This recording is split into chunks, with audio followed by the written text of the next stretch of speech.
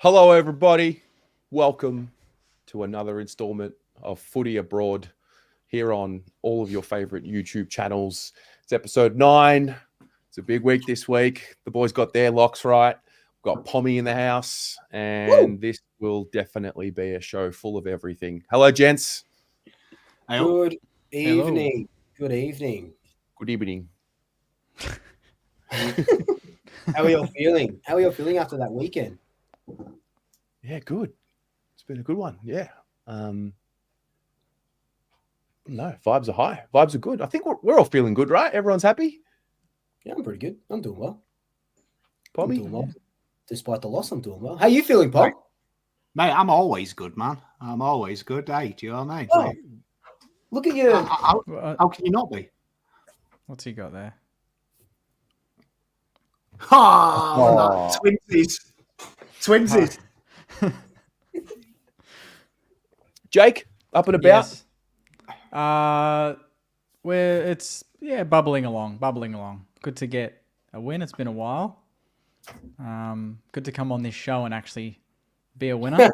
It's shit when I'm not, and you boys always get the win. So yeah, beat the Suns, and then I'll be a bit more chipper next week. But it's a win, so I'll take it. All right. Well, maybe we'll just start with you. What was the story of the Saints and straight in.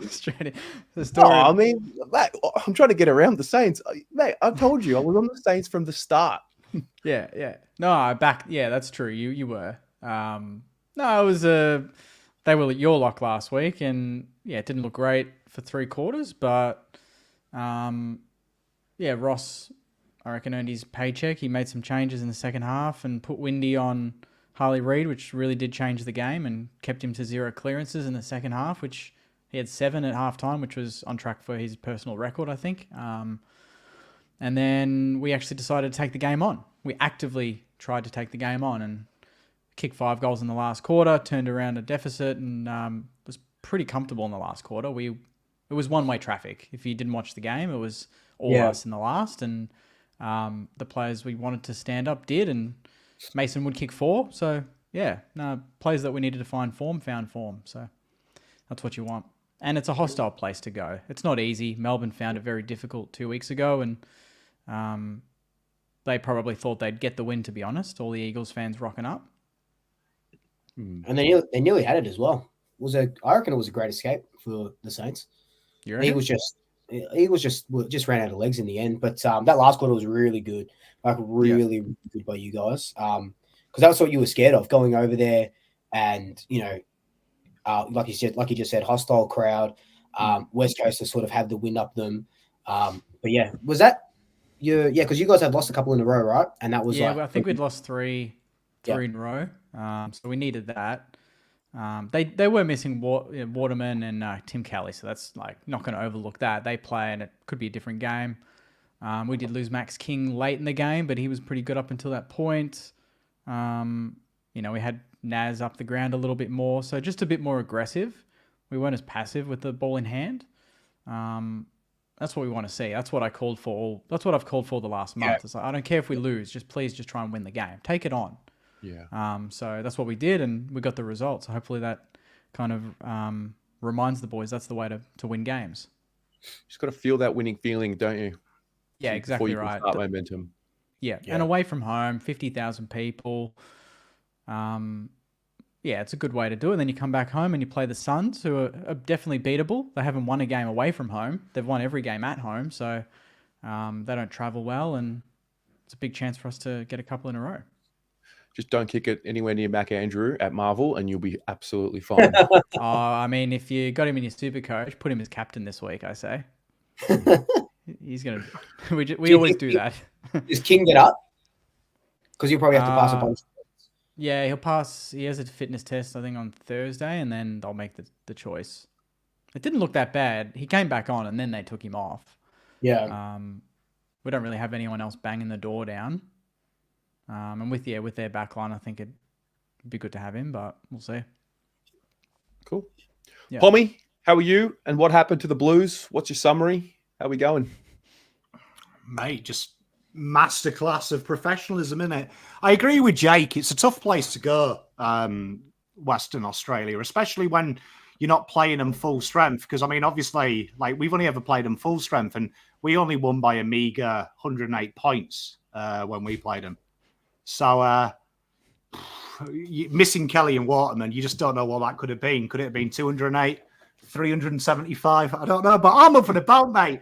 My Blues storming into the 8. Well, Jake's just won. Do you know what I mean? It's like we told him his cat's died. You know what I mean? Come on, people. The life is great. Blues in the 8. You know what I mean? Dominating, a chance to dick the twats from the airport this weekend. Life couldn't be better, could it, eh? That's what the world wants to see. The world this week will all be tuning in to watch Carlton, dog Essendon, to go into the bye top 4. It's what the world wants. The AFL wants this. The AFL wants... The AFL For wants sure. Yeah, they're frothing. Everyone's second team. It's not GWS. GWS, honestly, they should change their name to BWS because they're bottle jobs. That's clever, chap. Like, do you know what I mean? Everyone's second team is Carlton. We're the team. Oh, yeah. Never let you down. We're back, baby. As good as Vibes it are high. was, Bring it on. as good as it was, how often have we on this show said Port are pretenders? How often have we said that? I actually was thinking about All it quite a bit. season I've said it. Flat track. And they proved it. They proved it the second you upped the heat and your captain took the game by the scruff of the neck. They shut themselves. That last It's quarter. nothing new from insane. Port. Those goals. Nothing new from Port. But yeah, 100%. That's what Port's been doing all season. Not to discredit what Carlton did, because that's insane to go over to Adelaide for the first 10 years. First win since 2017 or something, or 10 years or something.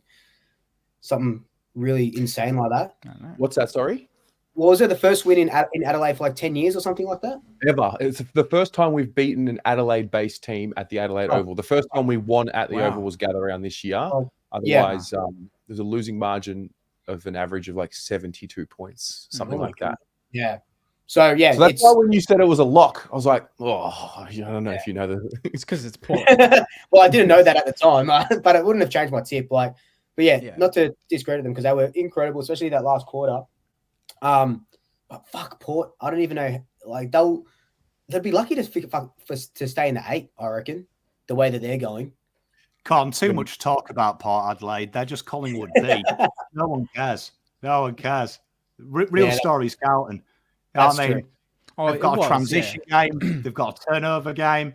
They've got the best looking captain in the league. The best captain in the league. Come on. Give us the kudos. Where's the kudos? You quick to make videos on it. What I liked was you didn't just dominate and pepper the goals. You dominated and had chance after chance and absolutely slotted every single one. And it wasn't even notable goal kickers that were doing it. They were all composed. Everyone just took that deep breath and just finished the snap, finished the goal on the run. Like, that's stuff that top teams do. It wasn't just the top echelon. Like Kerno, did he kick a goal in the last quarter? No. He didn't. He See, not. that's the first thing I noticed was you absolutely cooked him, and your best forward, one of the best players in the comp, didn't do it. Like, he obviously was there and competing, but he didn't kick a goal. That's a very good sign. That's probably the best thing I took out of it. Yeah. Wait, did you say Carlton's in the 8, Pom? Yeah. Oh, mate. Yeah. Do I have to do this to my My Chemical Bromance brother? Also, Michael, you don't watch enough if you think that we don't swear, mate. Shit.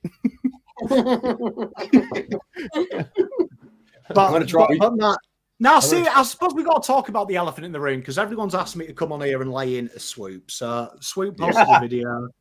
I was impressed twofold by Swoop when he posted that video because Carlton are out the 8 not only is some form of mathematics, but it also is more than 3 words. So for a Collingwood fan to harmonise that's pretty impressive and add maths.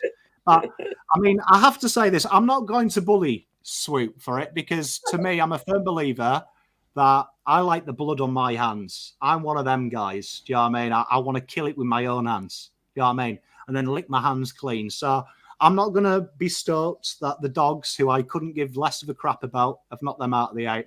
We'll wait until the real deal because with your injury list at the moment, that round 21 game, we could maybe handball you out of the 8, couldn't we? We should have everyone back by round 21. It could be game over though by that stage, mate. When Cripps runs riot, we'll see. But yeah, it's Cripps remembers. You know, remembers getting bottom lapping at him when it mattered. Mate, wait for the game, boys. I want to act like for real. Like I've seen the video. I haven't reshared. I haven't anything. I actually want to stick up for Luke here because you did not create that. It happened behind you. I watched your face when you saw it happening, and like, what are you meant to do other than go along with it? You and I have had banter for years. We've had our moments online, going back at each other. We've put that to bed. That was not the time to go at you. So I actually, you know what? Who's the guy that called me out personally? What's his name? Is he in the comments? Is he here? Where's old mate? Yeah, you watching, buddy? You watch? I reckon he might be. Get him on. Have to be watching. He'd have to get be him watching. on. Put the link out. The guy, this guy here. Is this guy in the chat? My friend actually runs the Blue Abroad group. I'm not sure if you guys are aware of that. Yeah, his name's Terry. Yeah, I know. Just want to say, unfortunately for you, Terry, we knocked you out of the 8 today, bro. Yeah. You can't win premierships in March, mate. You got to play the seconds and fucking see you later, son. That's... You all laughed at me. Well, I have to say, you're not laughing now, are you? Good back-to-back videos. That's good. Yeah. So where's that guy? Where's that guy at? Yeah, later, son. Where are you now, mate? Where are you? I didn't say a word. Mate. I don't even know who that is, by the way. I do not know who that is. He's your best mate, Terry. He said on camera. You know him. I'm gonna try and. I dare say he'll be there at the Collingwood Melbourne game. I'm gonna try and find him and get to the bottom of this. I'm sure I'm going to manifest running into him because I need to get to the bottom of why he would say that. It's just so random. It's just so fucking random. Could be a bromance. We're going to talk about Hoodoos tonight, but I've really, tried to learn the art of humility over this journey because I've been the biggest villain and culprit of just instigating and getting involved in it online. I'm trying to grow. I'm growing away from it. It's a forever process. But when a guy like that tries to come at you personally and mate, don't test my pettiness, please. 100%. I'll find out. I'll find out for you somehow. I'll find out who that guy is for you somehow. Mm. Yeah. And he's gonna be on the show next week. We're gonna get him live on the show. Yeah. Would love to. Maybe I can tell all. A one-on-one tell all. Yeah. Anyway, bit of fun. So, Luke, the Pies, what happened? How's it going? What's the story? Yeah, first loss in 8 or 9 weeks, which is a bit of a slap in the face. It hurt a little bit, but look, like we say every sort of week, you can't really blame injuries because we've been doing well with the injuries that we had. We just ran out of legs at the end of the game. Maynard came out and said that we only had 105 minutes to play. Just with the group and what they've been able to do. And the game, we know the game's, 120 minutes long. So just ran out of legs. And the Bulldogs are just, when they're on, the Bulldogs are like on. I know they've got their, their injuries and stuff, but Bontempelli absolutely turning it on in that last quarter. Did everything a captain could do. You guys saw it with Cripps the other week as well. And it's different when your captain is in the middle of the ground so he can kind of dictate play. Our captain is in the back line, so he's trying to stop all the goals coming through, and you can't stop it when there's a barrage like that. It's just typical Collingwood where we kicked 5-7 in the first quarter. We should have put that game to bed. We should have been up by 30 points at quarter time, and the Bulldogs should have been in their kennel by half time. It should have been all over, but we don't put them to bed. We learn the lessons, and we take on and absolutely thrashed Melbourne, who are going to play their grand final against us on Monday. So that's going to be fun. Wow. Yeah. I was reminded about something with the Pies. Pendles is not just a great player. I mean, you get a great player and you get a coach on the field. Yes. Yep. For however long you have him on there. I'm not saying that like him not playing is why you lost, but you have an aura about you when he's not on there on the field. Yeah, you miss it, and I think Nick Dacos is the guy to pass the baton to, but he's only 21. Pendles is 37 or 36, however old he is, so he has 19 years of experience, and you 100% miss it, and it's crazy. Like, I don't know what it is with injured players if they're not just allowed on the bench because they're not a part of the game day sort of thing. But it would have been even huge just sort of having him on the bench to sort of dictate plays and stuff. But I guess it's against the laws. Maybe I'm not too sure about that because they're usually always in the boxes or in the seats. But yeah, you do lose an on-field coach. But look, it is what it is, and we take on Melbourne, and it's crazy because we're 9th, but we're one game out of the top 4. Like, that's how close this top 8 is. It's just absolutely nuts. And we've been saying there's a couple of pretenders up there. We've been talking about it with Port and stuff like that. But it's going to be a fast finish to the end of the season after these buys. Yeah, absolutely. Well, what you do in that case with the player on the bench, so we've given Doc's on a long-term injury because he's got the ACL, but we've given like a role, like a coaching. Yep. So he gets to be on the bench for us. But yeah, you feel it out there, and it's a reality. No excuses. Whoever's out there, you still could have won the game, but when you're missing 100%. 6, 7, I don't know how many of the guys that are on your injury list are in your best team. 6, 7, 7 or 8. Yeah. 8 of them would be playing if they were available. Wow. 100%. So I won't reel them off now, but yeah, there's probably 6 to 8, and it's not just the guys missing; it's where they're missing. We've got 4 forwards out. We hit Myercheck and Jamie Elliott up every single time, and we're not hitting them anymore because they're both not playing. So you lose 2. It's like losing Curnow and Mackay. Not that they're saying they're the same extent, but they're always your targets going forward. You're losing your 2 best targets that you always kick to. And then you have to sort of replace them with bit part players. So it's it is what it is. What can you do? Yeah, fair. All right, let's begin. Pommy, you you want to start us off, mate? Yeah. Go on then. Let's crack on. I just Swoop talking about injuries. I can't sympathise because we've never had injuries at Carlton. So, but anyway, let's talk about it. So what I wanted to talk about was VFL, the state of our great state game, the Sandful, the Waffle, and things like that. And I want to tell you a story about the Northern Bull Ants. If you're a Carlton man, you're probably very familiar with the Northern Bull Ants, but the Blues pulled out just during the COVID year. It was about 2 weeks before the season started, and unfortunately, Northern Bull Ants nearly went into receivership. They nearly ceased to exist, and they were luckily bailed out by a consortium, and thankfully, they're still with us because they're a big lineage in that VFL. But I wanted to talk about Collingwood, Carlton, all their coaches in the last couple of years have alluded to, now that they have their own stay-at-home sides, that it's not really a paramount on the ladder, and that it's more about developing the youngsters. And I looked at the VFL, the mid-season draft, and I thought, are we actually destroying state football by having the impact of AFL sides in this purely for money? And would it be a better methodology if we had a pure AFL reserves league? Because I've been following the VFL, as I do on my channel, quite a bit, and you can see North Melbourne, really, they're playing kids that are really under-ready. And there's senior men there who aren't on an AFL list, who are having to do the heavy lifting, where I think that's probably detriment to their chances of getting into the AFL because they're basically babysitters.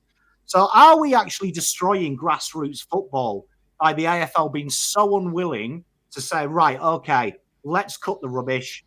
All the AFL clubs are banned from state football. You have your own AFL reserves. So now we've got 18 versus 18 every week, best non-affiliated players going toe-to-toe with each other. We extend the list by 45. And on a broader scale, look at the women. This would help the women out as well, that if we had their ability to have a statewide competition where it's funded by the money that is being pulled, that the AFL are obviously wasting by keeping them in a state league.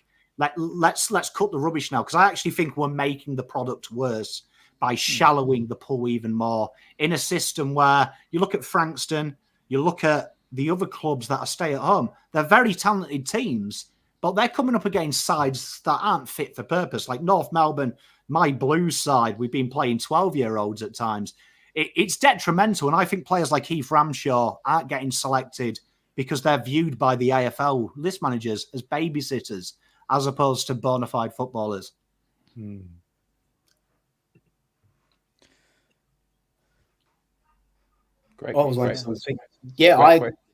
Yeah, the argument's so good you were stunned in silence. Yeah. It's a really good point. Like you look at Collingwood's VFL side at the moment, and we're 2-7 down the bottom of the ladder, and that's because all of our players are playing in AFL. All the good VFL players are playing in the AFL, and you just got straight VFL listed players going up against who's the top at the moment. Footscray are right at the top, or they've got they've got a good side there, and I think it makes sense to have separate, because like the VFL now is not even the VFL, is it? Because it's pretty much all the East Coast, because you've got Gold Coast, you've got Southport and stuff like that. So if they keep it as a national reserves comp and then a VFL on the side, I went to Williamstown last year, and that was beautiful to go to, beautiful ground, stuff like that. And if you keep that sort of grassroots there, I think it's a great idea to have them separate and play like curtain raisers as well. Yeah, 100%. That would be awesome. Yeah. Oh, you should.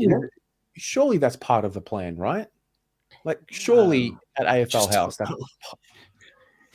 How long have you been covering AFL, Terry? No, I know, but like, surely, just because they haven't made it public, that's what they're doing. But like, surely that makes sense for the growth of the game. Yeah, I think Freo are the only ones who are opposed to it. A national state comp, aren't they? I saw come out recently. I wasn't aware of that. No. I think. I just think long term it makes sense, because I agree with Luke. I think as also you add in the travel of these sides now just random clubs are coming in the VFL. I mean, I think the most straightforward way to make money is you have it as a bona fide league. It's basically the second division of the best football, the state league. And how good would it be if we want to keep this interstate thing going? This is an area that we can fill in holes in the AFL season, so we could have an interleague competition. How good would it be that the top two teams, the grand finalists, go into a mini 8 tournament during the bye, finishing in the AFL bye after the grand final? So we could actually have Norwood play Werribee in a final or something. Like, you create like a little Champions League. So this gets the players going in. The players given an incentive to miss out on the draft and go to their local club and still get the exposure. I feel like we're really missing a trick, because you watch some of these games. I watched the North Melbourne game, all of North Melbourne's games, because we signed Cooper Lord, right? And honestly, that was like watching an Auskick side versus a men's side. Like, some of them players weren't even trying because they weren't fit for purpose. And I'm thinking, we're ruining the product. We're ruining the product. And AFL is getting so expensive to go to. Now, it's a bit like cinema. It's the working class sport. And it's now like, $100 to go to a game. We're pricing it out in the cost of living.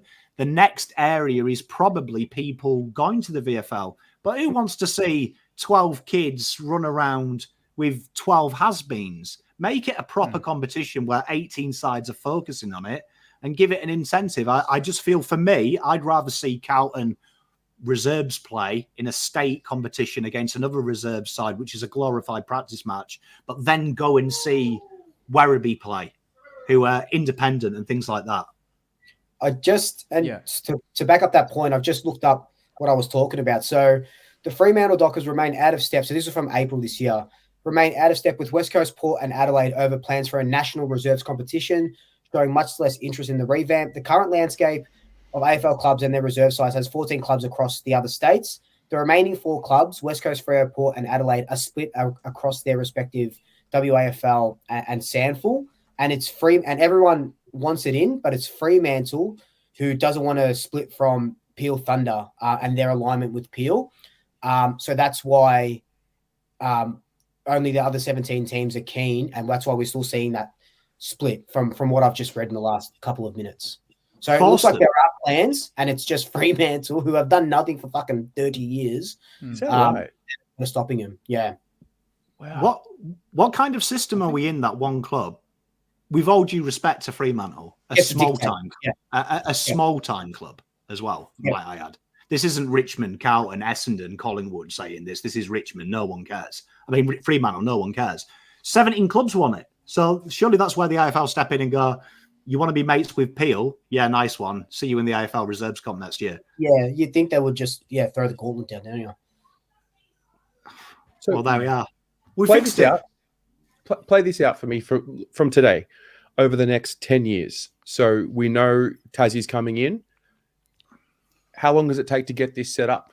And I'm going to ask maybe a dumb question, but if we create this second tier league, essentially, does that mean the team, what about the players that are playing in the VFL clubs right now? Where do those teams go? Do they go to a different league?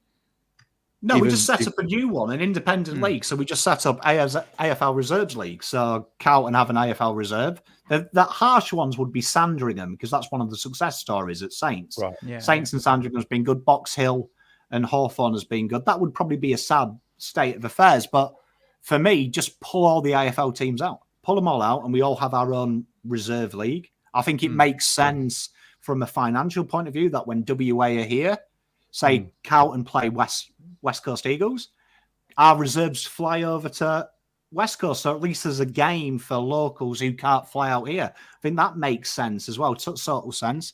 And I think the VFL becomes back to what it was, just Victorian teams, the SANFL just South Australian teams. And if you want an interstate tournament, for me, that makes it. But we are going to a shift at the moment where we've got a list size of about 40 odd.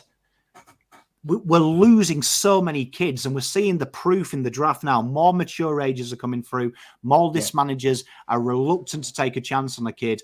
So why don't we cut the rubbish, right? It's costing AFL clubs, I believe it was costing Carlton 8.5 million with our affiliation with the Bullants. Take that money and we all pool it, and we just extend our list sizes by another 40, where they're all on 150k, which is the top end VFL wage. And then that way you can get rid of stupid things like the mid-season draft, because it doesn't work. It more jeopardizes clubs than it does, but it also helps with the injury list, because at the moment Collingwood are having to play players not fit for purpose. Last year we had to play Lewis Young in the ruck for 2 games because we had no ruckman.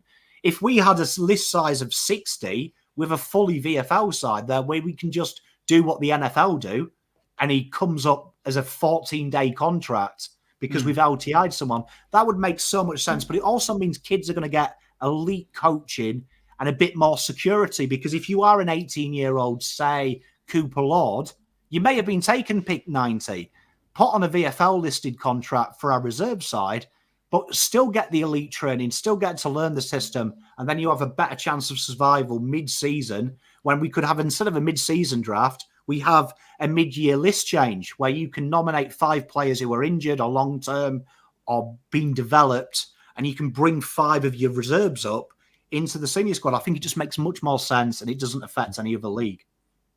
Yeah, fuck. Jake? No, I think we were looking to do that. It looks like here anyway. There's an article even from 2013 where we wanted to play a standalone VFL team out of Moorabbin from 2016 onwards, and all Saints fans were really excited about that. But then you fast forward to 2017, and the AFL Victoria kind of nipped that in the bud, because that's when Frankston was re-entering the competition. Currently now, we're actually looking pretty good because we don't have injuries. So a lot of AFL players are playing at that level, which I guess is a good thing, because for us, we can kind of rotate the squad a little bit more. I was excited to have just a St Kilda. We want to have like a St Kilda VFL team out of RSEA Park. That's something that all the fans have wanted. And I remember when this was pulled, we were really upset about that. And I've looked at, is it Collingwood, Essendon, Geelong? They've all had their standalone sides. Richmond, obviously. And they've all been really successful because, they're just more aligned, especially with, the way you want to play, the coaches, the strategy. It's much more seamless. Richmond players in the VFL come straight in, and we've seen even on the weekend did pretty good against a pretty good Geelong team, because they know the system. They're ingrained in the culture. And that's like in the EPL. The Arsenal under 12s are playing the exact same way the firsts are playing. So I think when you're looking at from that perspective, I think it's just obvious that obviously like that would work from that perspective. Yeah. I like it. Sounds cool. I want it. Yeah. But I also like how long would it take to get something like that organized and practically started? Now, Wouldn't take long. Like we could do it from next season. Well, I've just brought it up. According to the two financial reports, it cost the Footscray 425k of the 500k yearly fee. Yep. So Footscray fitted that bill.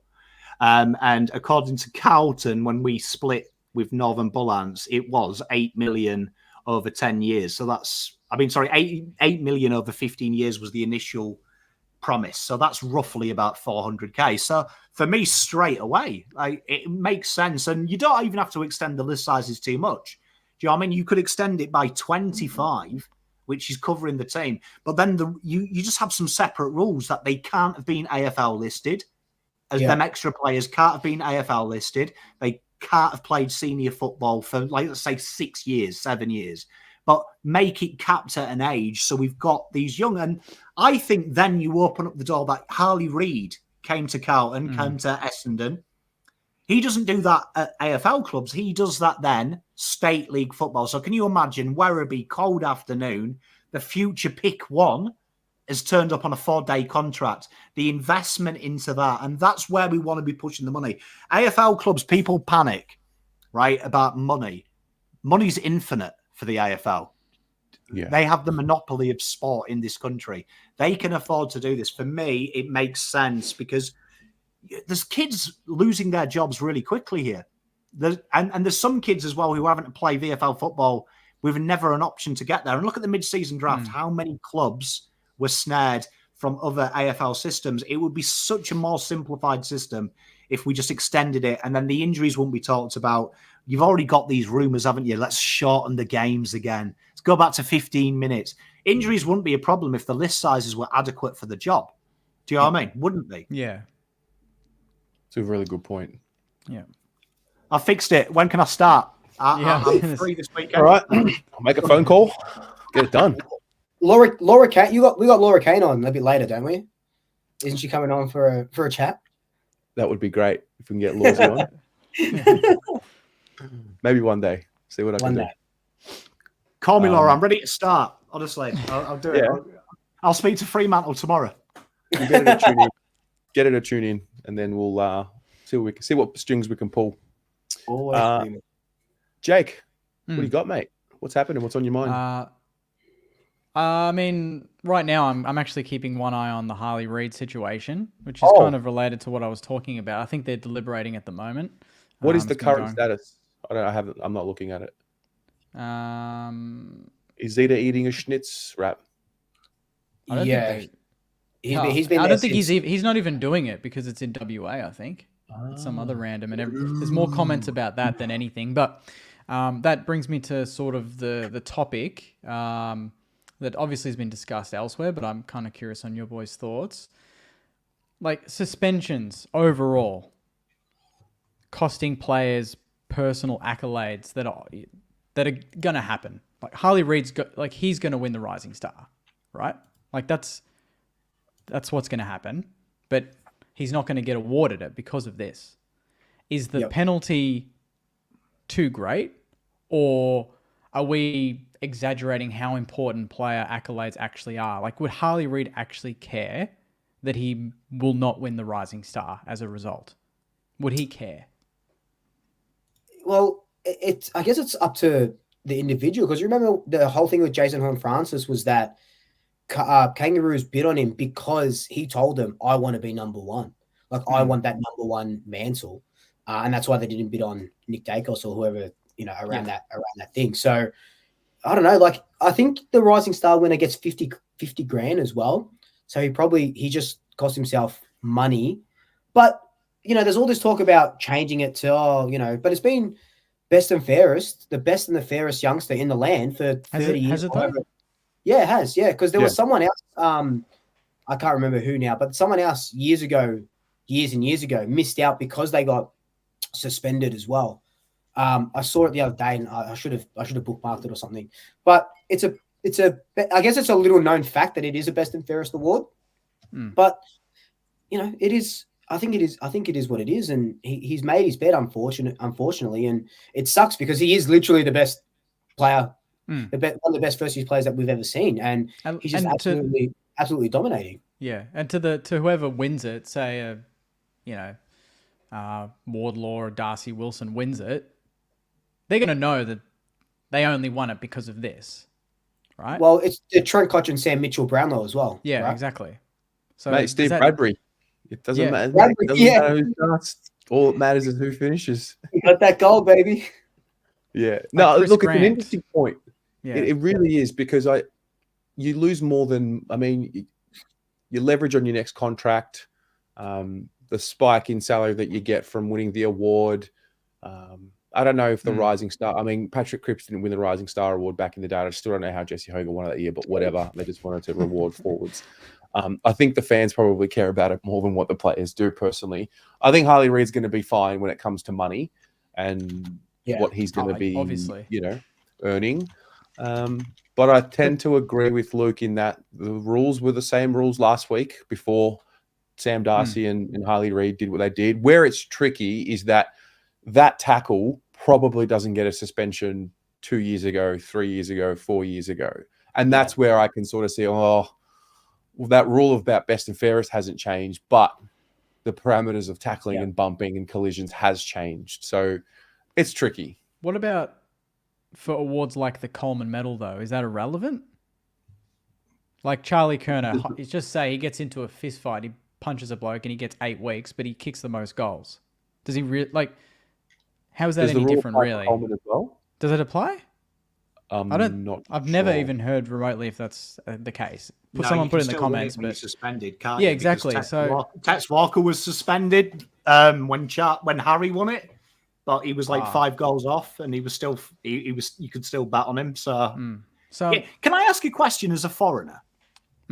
Because I really don't understand it, and I still don't. When I first came to this country, that best and fairest, I don't understand why being fair matters about being a good footballer. Do you know what I mean? I don't. So, and Dee's made a good point. Jack Nicklaus said the rules of golf were made for idiot farmers. However, 200 years ago on, we're still playing it, but they're elite sportsmen. It's time to readdress the rules. Dee makes a great point. The best and fairest, in the 70s, 80s, to get suspended, you had to nearly kill someone, didn't you? Where now we're talking about Ed Kerno got a week for touching the rib of a referee, just saying he understood it. Should that go? I don't understand how fairness comes into it. For me, if we're having an award for the best player, his ability to not cheat at Uno shouldn't really make a difference, in my opinion. It's either you're the best, and then we have a fair play award, because in the UK, fair play awards are usually for the teacher's pet and not for the best student. Yeah, I agree. Is it an image thing for the AFL where the Brownlow is such a classy night? If say Toby Green wins it and he's been suspended 4 times during the season and he gives a speech, is that them protecting themselves and being like, we want the Lachie Neale, right? The teacher's pet, he would be, wins it, gives a nice speech, it all looks great, get the photo, job done. Less controversy, all that sort of stuff. I think I agree with you, Pom. It should just be the best in everything. It's irrelevant. Especially if it's a trip or it's something like that, or it's a week. Like if he gets downgraded now to, say he got downgraded to 0, he's still been reported for something. What if he gets reported 5 times this year, but he gets off? He's still been reported. That's really, doesn't make much of a difference to me. Because I understand the theory of in the 90s, someone's just explained that it was negated to offset bad behaviour. But we're talking about a 2024 athlete now. Do you know what I mean? in my opinion, from watching just my native game, soccer, a dirty player now would have probably been the fairest player when I was watching it as a kid. You know what I mean? Like, he would have probably been heralded as a hero. But so I don't think we have really got dirty players. And you know, when people say like Toby Green's a thug, imagine him winning it. Ooh, unclean. Is Toby Green dirty though? Like, nah, yeah, he raises his fist. He raises his foot every so often. But I wouldn't say Toby Green. I wouldn't not invite him round to have a cup of tea with me nana. Yeah. I'm sure he'd be respectful. We don't have thugs. Yeah, we don't have thugs. Like in the early 2000s, you knew there were certain blokes, you know, that would come out and want to bash a bloke or just put their body in the way for their team. We don't have that anymore because you can't. Dione says something really interesting here. Your club best and fairest, you get suspended, you can still win a club best and fairest, right? Yep. Yeah, there you go. And yeah. So it's just cherry picking a little bit. Yeah. Because and I'd say nowadays, look at the rivalries. They've been watered down. So we haven't really got like the hardcore hatred anymore. These players are all mates, aren't they? I mean, they have beers together. Gone are the days they sat at different tables. Yeah. Like they all get on because they all have respect for each other's craft. I don't think we've got, I mean, you've got Pickett. Yeah, he does some mean things, but I think that's heat of the moment things, isn't it? I don't look at this game anymore and go, oh God, that guy's going to kill a player. No, like, because they have that mutual respect. Yeah. You don't see those brawls. Do our players have a duty to set an example for the grassroots level, like what people are saying in the chat? I think that's the biggest thing. I think the example is the biggest thing, and we say like I used the example a few weeks ago, or whenever I was talking about it, where Nick Dacos last year like punched someone in the gut and got a fine, and I think someone did it to him and only copped a fine. And those things now, I think they've changed the rule, so they are going to be a week, or I'm pretty sure from the top of my head. So like that's setting an example, because if you can punch someone in the gut and then go on to win a Brownlow, I think it sets a bad example for the kids, and because it's just a fine. But now you punch someone in the gut behind play, and you win, and Nick Dacos wins the Brownlow. Oh, sorry, he comes first and he doesn't get it because he got the week for punching someone in the gut, like Scott Pendlebury, what he did.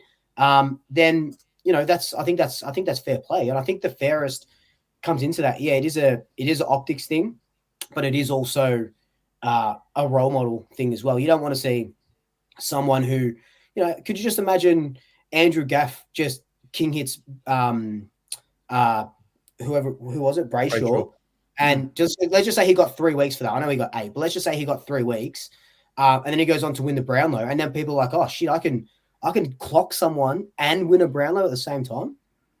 Well, you know what I mean? I mean, the pool of players that can win a Brownlow is tiny. So it's not like the 30th player on a list is going to throw fists because he thinks he can win a Brownlow. How about he's got to be a good player first? Like, but why can't that be in the suspension? Like, I've seen people in the comments saying, "Well, what about the role models for the kids?" This is what annoys me about society. Yeah. I've got kids, 2 wonderful boys. You know what? When they F up and they get a detention at school or they hit someone at school, do you know whose fault that is? 100 unequivocally my fault. I'm their dad. My wife is their mother. If they're doing something because Toby Green does it on the ground, that says me and my wife are unfit to have kids, let alone be impressionable adults of children. Should have thought about that before you had kids.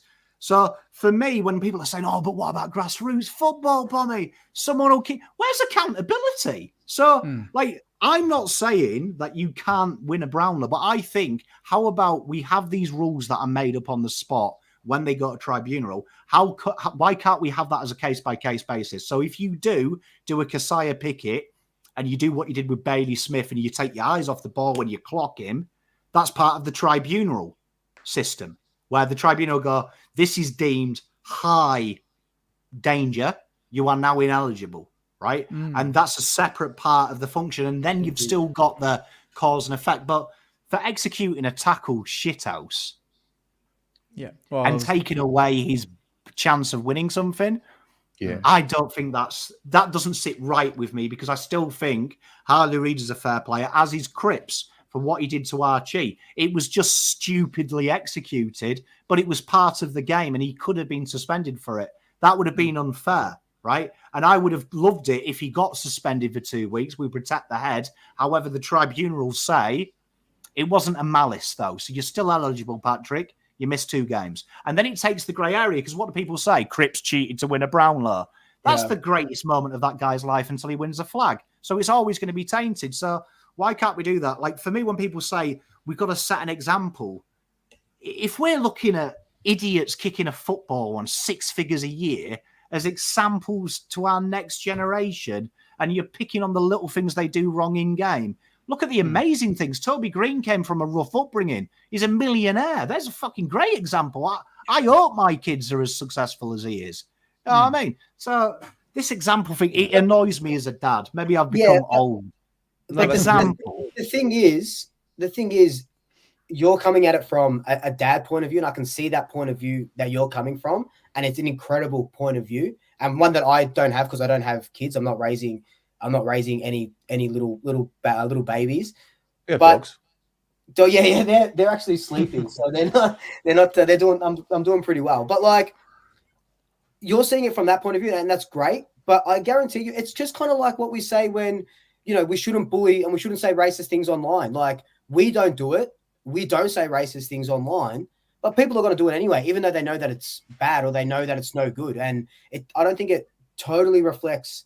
Their parents could be, Christian pastors, they could have a priest in their family or something, and they go out and do really bad things. I think because they've seen someone else do it and they think it's okay to do that sort of stuff. You know what I mean? Like, kids are always going to find role models in bad places, and it could be, and good places as well. It could be, my role model is my dad for the way he goes about, his work ethic and stuff like that. But if I want a role model for sport, it's not going to be my dad because he doesn't play sport. So I've got to find someone else. And I love the way fucking, Toby Green goes about it. And I'm a 12-year-old kid, and I go, shit, he's going about it, and he's menacing, and he can, you know what I mean? What you've described, though, is self-accountability, though, Swoop. So do you know what I mean? So, like, when I hear role model, a player's got to be perfect, you can select things. So do you know what I mean? Like, when I grew up, I was adopted. My real birth brother was a drug addict and a thief.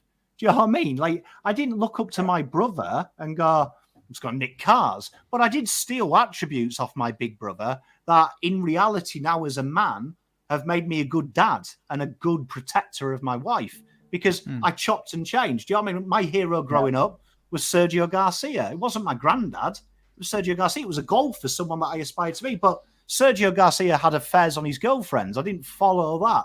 Like, where's the accountability is my question. Like, we always look for the AFL to role model for people. Yes, you're right. There is racist people out there. People say racist things. People say stupid things. People upset people. That's human nature.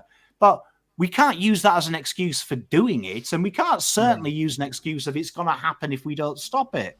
Because we should look inside. So for me, if you are one of them people that's saying Harley Reid not winning, the rising star, is somehow going to make the kids better, you're part of the problem. Start making you better and holding your children accountable and holding people accountable. But more importantly, before you hold anyone to account, hold yourself to account, because change starts within. That's what I'm saying. So, like, for me, the professional sportsmen, man, like, I don't care what they do outside. I pay money to watch them kick a football, not live their lives.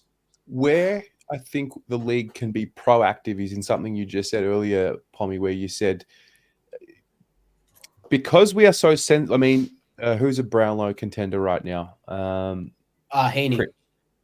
Warner. Is one poorly executed tackle away from being ineligible. He's one brace into a head by accident away from being ineligible. So because we are so sensitive in that regard, and because it's never been easier to be suspended in a collision than what it is right now in the game, with or without malicious intent, there maybe is a way that we could be proactive in the league and say, okay, you are suspended.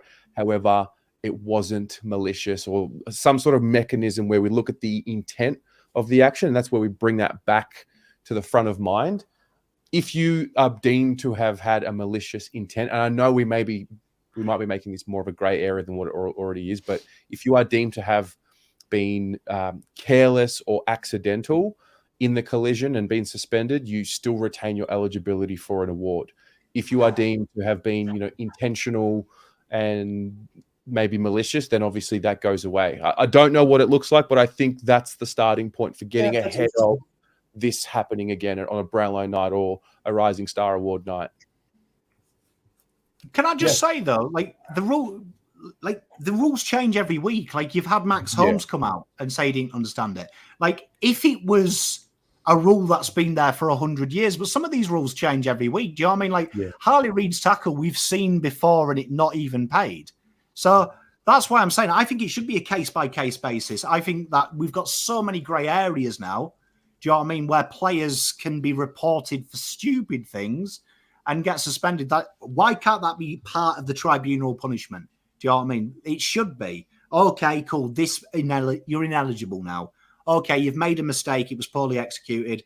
Like, they are adults. Do you know what I mean? You can learn without being punished as well. Like, I feel like 2024, I've come down from space, right? And it's like we've lost the ability to self-improve without being torched and whipped and counselled. Like, we're humans. We make mistakes. Like, if anyone's criticising these young men, Jesus, I want to see your back catalogue. I bet there's some real skeletons in your closet. You make mistakes. And for me, look at it. Harley Reid signed a contract that had payment extensions around him winning the Rising Star. Okay, so let's just say 2 years down the track, I'm going to touch wood here. Hope it never happens. But let's just say he wins the Rising Star and he does something else, and that gives him an extra 600K, right, on his contract extension. Let's say, heaven forbid, 2 years down the track, he does an ACL. That ACL is completely cooked. He never plays the game again. Potentially, that is the difference from him living a long, happy ever after and being able to retrain to him maybe being brassic and being totally, and it's all because of a moment. I don't think there's any malice in Harley Reid. I've spoke to Harley Reid. He's a good kid. He wouldn't have meant that. It was poorly executed and horrendous. Do you know what I mean? So, like, I think he would have learned his lesson if he got a 4-week suspension, still being eligible for the Rising Star. Still being punished, but why take away the big thing off him when he is the best young player in the country? Yeah. Did anyone watch the Laura Kane? I was supposed to, and I just got too carried away with work today. The Laura Kane one-on-one where she explained why. No, I didn't see that. I haven't seen the full bit, but I saw a little clip where she said, like, but long story short, we're not going to be changing the rule, mid-season. Which, we spoke about this. I feel like every 3 weeks we speak about this. Something happens which causes us to talk about changing the rule. The draw is one of them. This is one of them. There was something else earlier in the year. We didn't talk about this last week because we didn't have a young player who had done what Harley Reid had just done, or Sam Darcy for that matter. So, they're the rules. Yeah, and just before we get into the next topic, I feel like, and you guys might have the same opinion, you might not. There was so Sam Darcy and Harley Reid, both favourites to win the Rising Star. Sam Darcy, there was heaps of a difference between what Sam Darcy did to Maynard and what Harley Reid did to Wilson. One was a poorly executed tackle, and one was a snipe. One was that was malicious, going into his back, not attempting to smother the ball or anything like that, or try and mark the ball. So I think what you're saying, Pommy, is right. One can be done for 2 weeks, and that you try to snipe him, you went to punch him, that's fair enough. You can't win it anymore. And then Harley Reid's like, okay, bad skill error. You're 11 games into your AFL career. You're still learning a tackling technique. You can still win it, but here's 3 weeks. So I think, like you said, Terry, it might cause a little bit more of a grey area, but I think it's something that you should kind of need to have, really. Jake, what would you do? What would I do with this situation? Yeah. I think I kind of don't mind Pom's approach to the case by case. it's dependent on, I think, the severity of what he does. Like what Swoop's just kind of split up. One was kind of extreme and one was something that a year or two ago was fine, that we didn't think too much about. Personally, I would just get rid of it altogether and just say he's the best young player in the competition. I don't care what he does as long as he plays good football, honestly. Because it's just, to me, it just kind of makes it awkward when someone else wins it and we know that it's really Harley Reid's to win. I would just let it be the best in every category. Best goal kicker, best player, best young kid, best coach, like say Clarko wins a flag, he's going to win the best coach, but he's been flagged for a lot of interesting things on the boundary line, I don't know. I think we're just a little bit sensitive at the moment. I think, I don't see that anyway. Like if you get a red card in the EPL, you can still get in the team of the year, can't you, Pom? Like you can still be the player of the month. You can still be anything. You'll get into, you'll win all sorts of awards. I don't understand why we've put that many rules and shackles around players. You can't tackle in a certain way, and if you get reported, you can't win awards that you deserve. And if you can't, there's just so many things that players can't do now. And I don't think, the punishment of missing games is enough. For me, like a Brownlow medalist, it doesn't matter because if you get suspended, you're missing probably 3 or 4 games anyway. Yeah. If you're eligible, that's 3 or 4 games where you're not playing and the other players are getting votes anyway. You're probably not going to win it.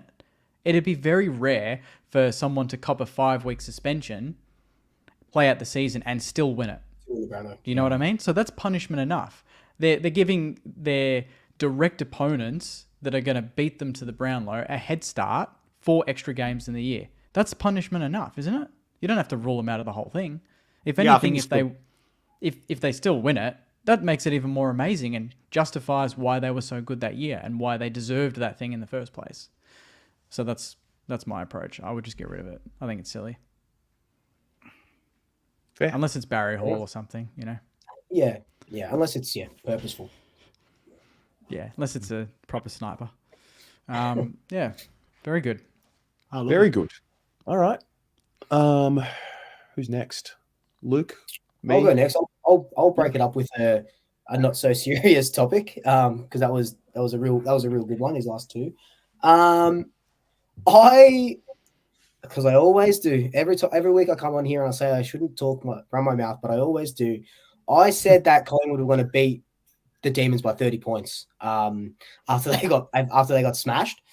So I tweeted that, and I had about 6 or so people tell me not to jinx the club, not to jinx. I've jinxed it. If we lose, it's my fault now. So I thought, fuck, and we kind of talked about. I was going to talk about omens the other week and like hoodoos and curses and stuff like that. I find it really interesting. So I sort of deep dived into jinxes just in general, and it started in the early 1900s. It's actually a Latin word for spell that's been sort of translated into English as jinx because witchcraft and stuff, they obviously use spells and they put curses on and stuff like that.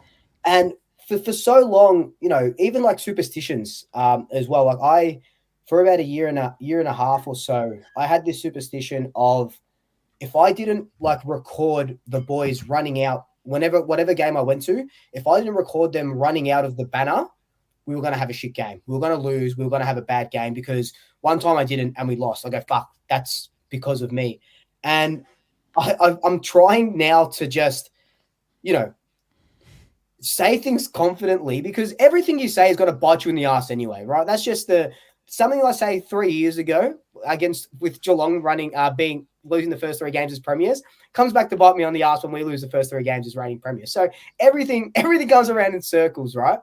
But I want to get your thoughts on, do you guys have any specific, curses or things that you do, superstitions, or, a good curse or jinx is the Kennett curse. Like when he said that they'll never lose again. And then Geelong just came out and keep smashing him. I think that 1, it was only words. And 2, that starts getting into the player's head when they lose the first game. They go, fuck, maybe it's real. Then you lose the second. You go, oh, shit, maybe it's real. And then something so fake becomes so real. And then it becomes, etched into folklore. Look at the Cubs. There's all these things throughout history where people have been jinxes. So I just want to know, one, do you believe in jinxes? Terry, you say that when you get overconfident, you feel like you jinx the club, but it's just you being confident. Like what I feel like is if I knew, I'll sit here and say, I feel like Melbourne are going to come out and play really well, but I feel like we're going to win. Right. And I can go in. I'd rather go into the Melbourne game thinking that we're going to win than being like, fuck. Well, I guess Melbourne lost by 100 points. I guess we're going to lose by 50 points. I'm going to cry over milk that hasn't even been spilt yet. I don't even have to clean it up yet. I'd rather go into the game thinking we're a chance. I said we're going to win by 30. If we win by 30, if we lose, whatever. You know what I mean? I'd rather up myself up and instead of, putting myself down. Who wants to kick off? All right, I will. Mate, you go. Do I believe in jinxes? Not jinxes specifically like that. First of all, shout out to you. Have you ever seen the Explicit Empress? The Explicit? Have I ever seen it? Her? No. Who is Instagram, the Explicit? TikTok, YouTube? Blow your mind. Completely blow your mind. While you're talking, I'm going to go onto Instagram right now. She's an awesome Carlton supporter. She's in the chat as well. She's great. She wants to know your birth time as well. All of our birth times. Does some amazing work. I think I'm a little bit more invested in the mentality and the energy of the group, the team, and the fan base more than what I am the jinxes. I sometimes can fall into the trap of like game day rituals. For example, if we play on a Saturday, I'll play tennis in the morning on a Saturday against my housemate. I've never lost on a game day ever. If I did lose on a game, in the morning, I would probably say, yeah, Carlton are losing today. I wear the same blue underwear on game day when we win this year. I haven't worn it when I've just like been disorganized throughout the week and it's a different color underwear that morning. I'm like, fuck, and we've lost every time. So like things like that I've picked up on, but I don't know if that's real or if that's what, but I'm a bit more invested in the mentality of the group. I think Carlton in particular, when we get too ahead of ourselves, we don't play as well. We don't have the same edge. We don't have the same edge when we have the expectation and everyone telling us that we're great. We have traditionally, in my experience, been a team that plays well when there's seeds of doubt thrown. So that's something that we have to overcome. But could you sit here and say, are you confident that you're going to beat Essendon? Like, could you sit here and say, oh, I think we're going to beat them by 15 points? I think we'll win. Yeah, I do think we'll win. The Elliot Curse. Have you read up on the Elliot Curse? Is that the Elliot Curse? I think I did come across that. I don't think I read it. Mate, the Elliot Curse is next level. And the day that Voss was signed is the day that it apparently ended. Jeez. I'm looking it up now. Anyway, that's what I think. I'll look at it afterwards. Yeah. Okay. Yeah. I don't know. What about you, Pom? You were frothing in the group chat about omens and stuff. Yeah, 100%, because I was raised that way. So, I mean, without boring you, my nana was what you would call a witch. So, coming from Romany stock, she is a Romany woman, a proud Romany woman. Spells and witchcraft were a thing of how she lived her life her entire time. So, I'm not going to bore you, but I've seen some stuff. So, things like the Elliot Curse, completely disrespectful to the Romany culture, the founders of witchcraft, to even suggest it's real. Mindless, because the way magic works is a belief. So if I was going to put a hex on you, that's a lot of me, a lot of you, and something very magical. The real magic is belief.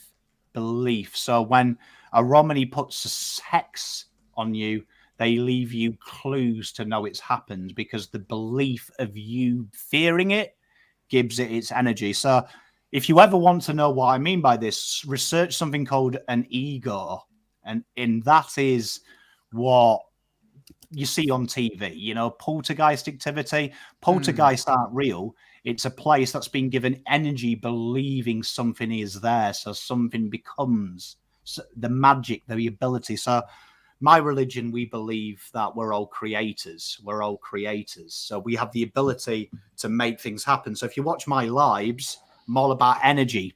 Put it out into the world. Believe Carlton are going to win because that belief goes a long way. That's magic. That's the real magic. It's not like the TVs, you know, where my nan was stood around a big urn going hubble, bubble, toil and trouble, cauldrons burning, witches bubble. She didn't do things like that. It's energy and belief. So be very wary because nowadays it's very in vogue to wear a pentagram and it's very in vogue to give out spiritual guidance for money. But if you believe and you are really true of what you do, this is an energy that I was raised to believe we all have it inside of us and we can all do it. And it's our duty to pass that down to the next brother. But, you know, Elliot Curse, you're an idiot if you say it's real because what you're doing is you're buying energy into it. The way that you beat any curse is through the belief that you can't be cursed. Do you know what I mean? That it's not true. So, you know, when people say stuff like, we've never won in Adelaide, we're going to lose, that you're fueling that. You're fueling that. Do you know what I mean? So I think sometimes people get confused with coincidence and the fact that the way that this calendar works, there's a lot of chance. People look at things like, you know, you run me over and then 2 weeks later you get into a car crash. That's karma.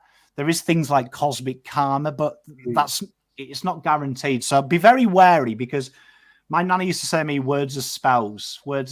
So when you put out, I've done it a few times, said something horrible about something and really believed it in that moment and something's happened. There's little indications, but be careful of what you do. Do you know what I mean? It's that. And trust me, do you know what I mean? Growing up Romany, not many people will have had someone who's been taught by a Victorian witch, a real witch, that be careful when you say these things are real because what you're doing is you're opening Pandora's box. Your brain, your heart, your energy is so important. And be careful of what you engage in, but particularly be careful in what you start to give key credence to. And it all starts in yourself. The most powerful vessel on this planet is you. So be careful. Do you know what I mean? Be really, really careful because belief is an important thing. And there was a book, I don't know if you've ever seen it, called The Secret. Yeah. Don't know if you've seen that. That's very ancient Romany teachings, the power, because now it's all in vogue in it. You get all the pretty little people on TikTok doing manifesting. Manifesting. But the power of attraction is incredibly important, but that becomes from a self-belief. So from that kind of thing, when I grew up, that's what I was taught. Self-belief is paramount to everything. And it's, you'll see coincidence, but remember, coincidence and reality are two different things. Yeah. I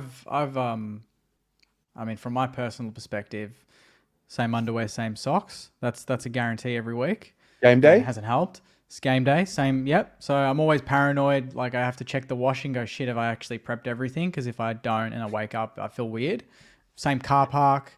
But the big one is, my mum, she always does this she does this like weird like evil eye crap or whatever in front of the TV when like an opposition player's taking a shot. And I swear to God, the amount of times when they've missed is ridiculous. Like her strike rate's probably like 80%. So like that's decent. But the big one is the belief. I am of the firm belief that until Saints fans get out of this underdog, get out of this, you know, we're never going to win a flag mentality, we are never going to win a flag. And most fans I speak to are the other way around. They're like, no, until the club turn it around, I'm not going to start believing. I'm like, no, they're not going to turn it around unless we actually are ahead of them. We have to be ahead of them emotionally because then it's not going to happen. Like, we're going to go to the game on the weekend. I want everyone to go and believe we're going to win. But if they don't, I know the players are going to be down. I know we're going to have a slog and we might lose. We're not going to win a flag. We are not going to win a flag until Saints fans, even though we have not much to talk about, are just get a bit of a spring, get a bit of excitement about you. Just pick on something really positive, even if it's a small thing, and fucking amplify it. We don't do that. We look at our history and go, but Jake, you don't understand. It's been 50 years. It's like, yeah, 50 years of a lot of fans complaining. I know we haven't won, but there's still some good times. Like, just change. We've got to change the script. And it upsets me because You are so spot on, though, because how many people say this? Oh, commentator's curse. Oh, Carlton are going to win this week. Oh, shit, I jinxed it. But then when they actually think of when they said it, they always thought that was a possibility. Do you know what I mean? That's how when manifestation, it really annoys me because I used to date this girl. She read The Secret and it fucking annoyed me because of my upbringing. But she used to do this. She used to get a piece of paper, right? And she read this chapter about how to get a pay rise, right? So she put the figure she wanted. And it was on her kitchen every day. And she went through and she said, 2,725, 2,000. And I used to look at her and go, what the fuck are you doing? You read, right? And guess what? She didn't get the pay rise, right? And like I used to say to her that the big thing about this manifestation is you truly don't believe you're going to make it. You just believe because the book's told you and you say this weird incantation it is, right? But the truth belief, if you really want to break it down and how magic works, is you go 2,725, 2,725. How will I look when I have that money? What will my day at work look like? And you start being the spell, being the spell. You start, and your life changes around there. And that's where a lot of that kind of thing is. And that's the same like when you say, oh shit, I jinxed Carlton winning. No, you fucking didn't. Don't give yourself that much credit. You're that powerful because you're not. You're not a god. Right? So let's calm it down a little bit. What is, though, is that you believed you were wrong. You didn't truly believe it. So when you watch my lives, I'm a huge on energy. We talk about it all the time. We've got weird little wonderful magic things here like this barbed wire. We talk about the collective power of belief that we aren't going to lose. If one of you, because this is how it is. It's not as simple as me going, right, I fucking hate Collingwood. Collingwood are going to finish 18th. Collingwood are going to finish 18th. Because there's more of you than me. So if I believe it, I'm going to have to believe 150 times powerful than you are. It's not going to be possible. So this John Elliot curse, come on, behave, right? Behave. You really think someone had that power?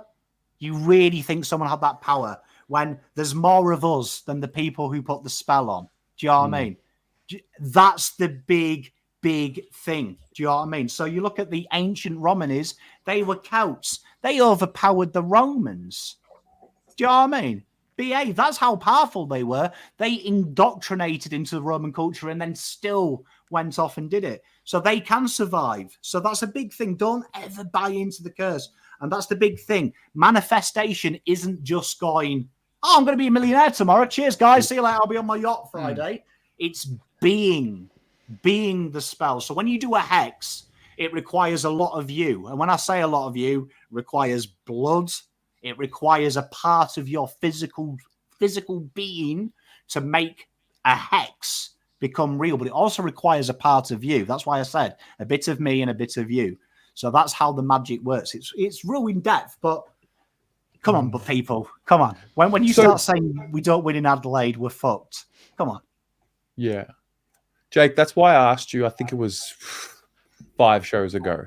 I'm like, the Saints belief? That is kind of what I was getting at. Like, yeah. And like, you know, you get criticized because there's weeks where, and that's why, you know, I get it, like what Swoop was saying, I say things and then it comes back to bite me. Like a preseason, I was up and about. I'm like, this is the year. We're going to have a good year. We might not win the flag, but I think we're going to be a good team. Yeah. And even Saints fans already were kind of like the opposite. They're like, nah, the list isn't right, this and that. I'm like, we just came off a final series. Come on, we need to continue the momentum. We need to build on what we've gotten. We don't go backwards.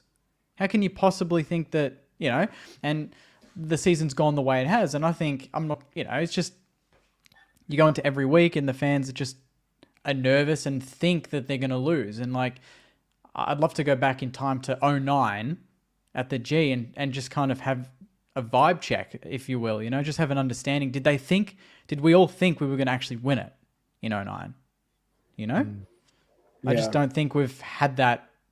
We haven't had that belief. And the first thing people will say is one premiership, you know, we've got all this history. It's like, but at some point, I mean, the common denominator is kind of the fans. Like, so fans create the energy. Yeah, exactly. And people use it. You've nailed something there. Look at halftime. Look at Terry. Look at Swoop. Look at your Jake, your post at halftime, and you read through it, right? And I saw your one and Terry's because I've got a guilty pleasure. I see Terry's because it turns me on. Because negativity, there's something wrong with me. I feed on negativity and can turn negativity into positive. That's my superpower. But Jake, I read yours against the Eagles, and there was people saying this player's shit. Get rid of him. Do you know what I mean? There was so much doubt. And there's the problem because people create excuses. So back to the conversation about having role models. All the bollocks in some people in the chat are just looking for an excuse. Sometimes you've got to have an accountability that you are shit. And no magic's going to help you. If you're shit, you're shit.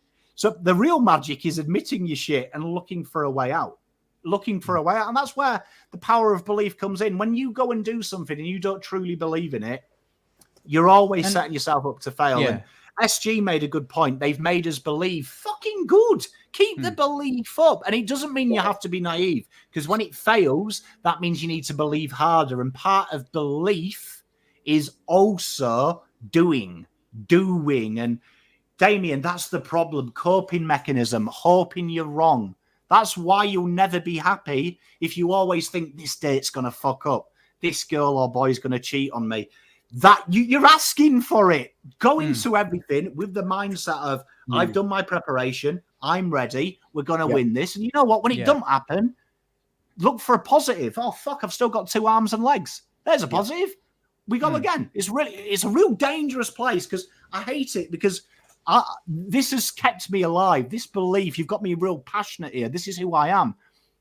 This kept me alive. This got me through some real dark stages in my life. And I turned my back on my teachings for a long time because I was told I was weird. And then I had to come back to it as I got older. It's a real big thing when you start monopolizing this culture for cheap TikTok videos, because it is so powerful and it can change your life. And you don't have to believe in what we do, but please believe you are the most important individual in the planet. Above your football team, above your idols, whoever I'm talking to now is the most supreme spiritual being on this planet. And don't let anyone tell you you're not. And until you truly love yourself, you can make magical things happen when you love yourself. But you can't love anyone else until you love yourself. You'll never earn that right. Yeah, I love that. There's definitely... It's not like I needed to do a bit of a Tyler Banks. Stay deep, mate. Stay deep and serious. Hey, you got me talking about hexes and cruxes and things. No, I know for sure inside me, I feel with the channel, I think you guys would be the same as well. I mean, look at the reach that we all of us have. What if we were all toxic? Because it's a choice. We choose. Jake, you could have teed off on the Saints, let's be honest, in the last month. Absolutely fucking teed off on the Saints if you wanted to. And that would have spread and spread and spread. Yeah. You call out individual players. You can, mate. Yeah. There's everything. Ross, pick on Ross. Fuel that. Yeah. Yeah. I'm really solid and strong when it comes to this about using that. I talk about using evidence-based conversation. Emotions are going to be there. Always. We're passionate. We feel we need to we use the channel after a game, after a loss to sort of just deal with our emotions and get through. But the overriding culture that Blue Abroad and my commitment to it will always have is that it doesn't become a problem for the club. And I think it's a very slippery slope because the dirty little secret about content is when you are toxic, it gets more views because people love drama, people love beef on Twitter, people love the gossip, people, we're all complex human beings that are attracted to that. So it's a choice that you make and not everyone makes that choice, but those who don't will in the long run, I think, suffer the consequences of that. Yeah. Yeah, agree with everything that you've just said there. So I've got to say, you're the most magical person I know, Jake, because I don't know how you do it. Like, honestly, like, Imagine. like, What do you mean? The one thing I'll respect you for is I see it in your eyes. In your eyes, you're calling every one of them a worthless prick. In your eyes, you can see it. In your eyes, you hate every one of them dickheads when you let you down, but you manage to front up and be the change. That's incredibly powerful, my friend, because doing stupid, letting ourselves down is the easiest thing to do at times. Thanks, Pom. Mate, on your pleasure, mate. J-Boss. Well done, mate. Whew. All right. Yes. Well, my one is about success. So I'm going to ask each of you, what is your definition of success for your football club and for yourself? Ooh, football club. I mean, Oh, I'll kick this off because I just saw it last year. So obviously the ultimate success is premierships, right? Everyone's in the game to win a premiership. You're kidding yourselves if you sort of measure anything besides a premiership. But in saying that, every North Melbourne are going to say their ultimate success is a premiership. You know, like this season, their success isn't a premiership. Their success is, well, winning a game for them would be a successful season. You know, getting more wins than last season. From a Collingwood perspective, in my opinion, success to us is even if we don't win the premiership, it's probably, you know, getting to a grand final. That's how we judge it. We got a list that can still get to grand final when everyone's fit and firing. That would be successful. It doesn't necessarily mean back to back, and you can have a successful career without winning a premiership. You could just win a Brownlow and no premierships, and that's a successful career. You could win 5 Coleman's medals across your 20-year career, and that's successful. It depends on what you personally define success as, and personally, just as Luke and as not Swoop, success to me is just being happy with who I am and where I am. That's what success to me looks like. I could still be in the same job in 10 years. Collingwood could be going shit house. They could be, winning 7 wooden spoons in a row. But if I'm happy with who I am and who I've become and where I am and who I surround myself with, to me, that's a successful Luke. Not a successful Swoop, but a successful Luke. It's beautiful. I would say for the Saints, it's probably just having the respect of the comp. And by that, it's, building a product around good, board members, just kind of from bottom to top. It's just being a well-oiled machine. Whether that gets you the flag or not is probably not the main focus. But, we're a bit of a joke. We're a bit of a basket case. That's what people say. I would just want to develop something that can last and be a destination club. I think if you're a destination club, I think that means you are successful or you're on the path to success, right? So what Hawthorn's doing at the moment, I would say they are on the path to success. I think we're getting there. I think that's what Ross is here to do. Obviously, flag is the ultimate success, but I think sustainable success is where I want to be. The Geelong and Sydney's not just, flashing. I mean, I would take what Richmond did, a flash in the pan, win 3 and then bottom out like they're doing. But I would want to be around, 10 years with 8 of those years being in the finals and a flag. I would take that, That to me is success. And personally, I agree with Swoop. Do what I want to do, be happy doing it. You do it for the right reasons. Less money, but you get more enjoyment and you get more control in your life, which is the reason why I like doing what I do, working from home and having that freedom to be happy and to control what I can control. Once you lose control of your everyday, there's no chance you can firstly be happy and then obviously be successful, because you can't be successful unless you're happy, I think. Happy with what you're doing. So that would be my sort of vision. Yeah. And that's irrelevant of Saints. They could, like what Swoop said, they could lose I mean, most of the time I've done the channel, we haven't been a top team, so I'm used to that. Yeah. It'll be a shock to the system when we're, up there competing year after year, hopefully. That'll be a different, that'll be a different test in itself. Definitely. Love that. Yeah. Uncle Pom?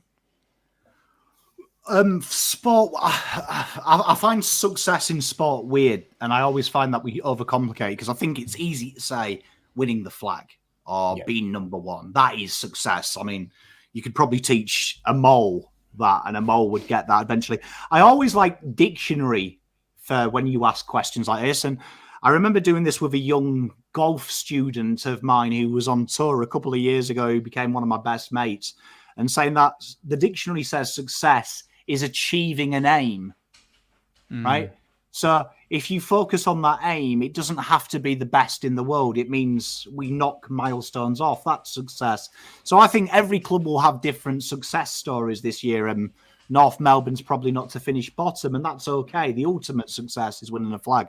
So for Carlton, for me, it's winning a flag. Do you know what I mean? If Carlton turned around to me and said, just make the 8, I'd be like, Jesus, you're setting your bargains a bit low. Personally, sounds boring, this. Something that stuck with me, that's always kept me safe in a dark time, is my granddad saying to me that, son, being a man isn't about being rich, right? Because when you die and you're in that box, if you ever hear someone say about me, he had a few quid, I must have been a bit of a prick. He was like, I want to be the person when I die that my kids miss. And the most amazing people in my life, now they're no longer here, they're the people that when I have a little bit of a dark moment, I go on my mobile phone and I type out their phone number and realize they're not there. To me, that's success, to continue and strive to be that man that one day when I go, my kids will miss, because I've been obviously a big influence on their lives. And to a greater extent, my wife, I want to be her rock. And, to my fans, Pommy and Oz, the community is the best community, in my opinion. No disrespect to you three. It's the best community in the world, because there's stories there where we've shared our lives through football. This weird, arrogant Pom talking about your game and having a bit of a crack. And then you find out that the guy likes to put freaking herbs in a bowl and hex people, and we still were mates after that. I mean, for me, that's it. I think it's having an impact and having a realization that I am so much more than me. And I think that's the best. That is success to me, to wake up every day and realize that I'm needed and wanted. Yeah. And to me, that's success. From a little boy that was in an orphanage not long ago, to wake up every day now and to know that people want me, that's huge success, man. Because if you told that little 7-year-old boy that, he wouldn't have believed you. So to me, that's success. It's beautiful. It's powerful. Very powerful. I'll make it better. Up the fucking baggers. There you are. I'm back.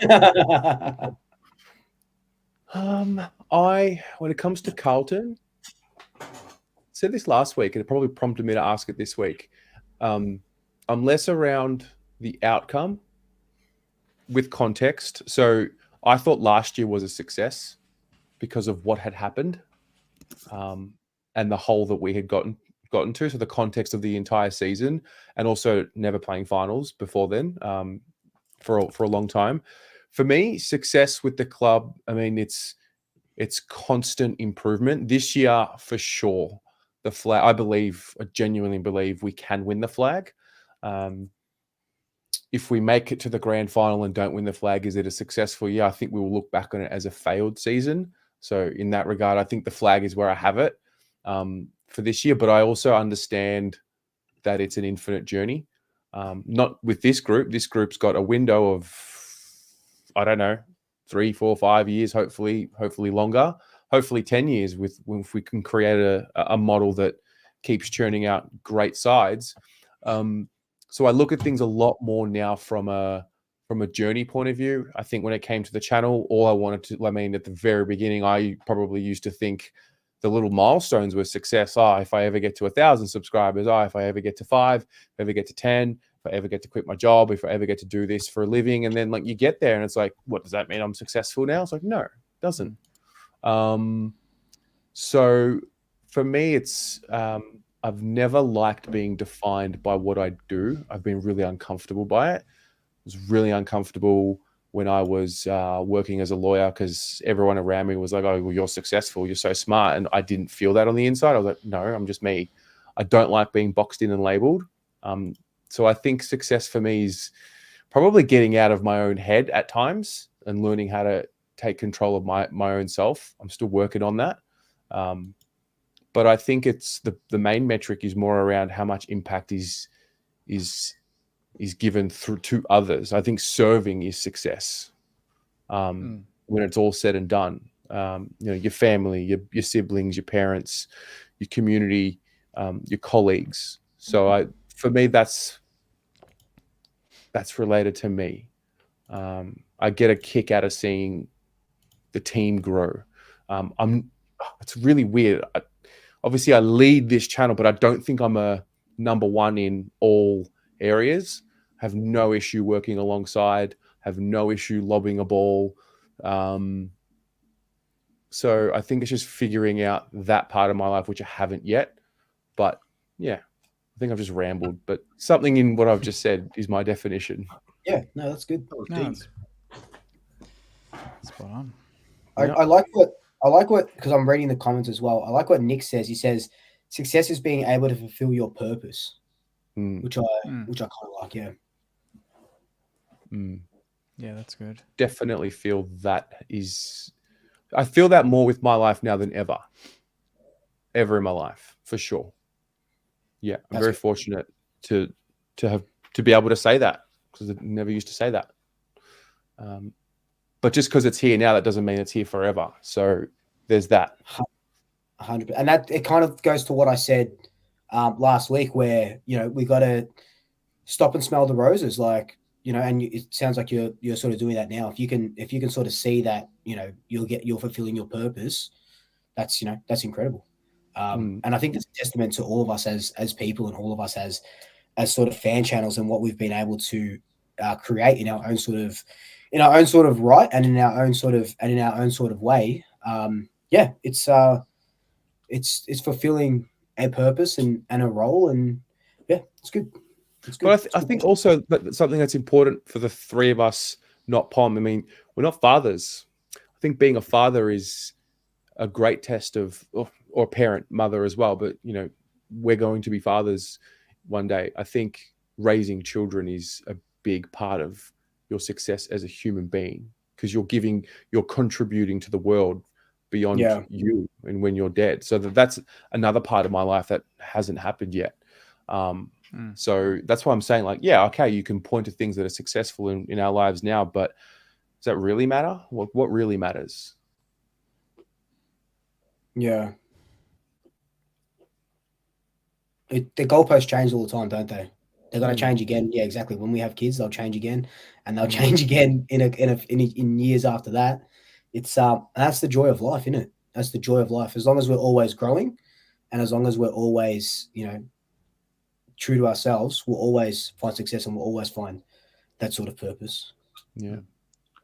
I think all three of you will make wonderful role models there, because I can tell you, being a parent, like, trust me, being a parent isn't anything. If anyone says being a parent is successful, they're a fucking idiot, because it's the only job in the world that requires 30 seconds work, really, to be honest, to achieve the role.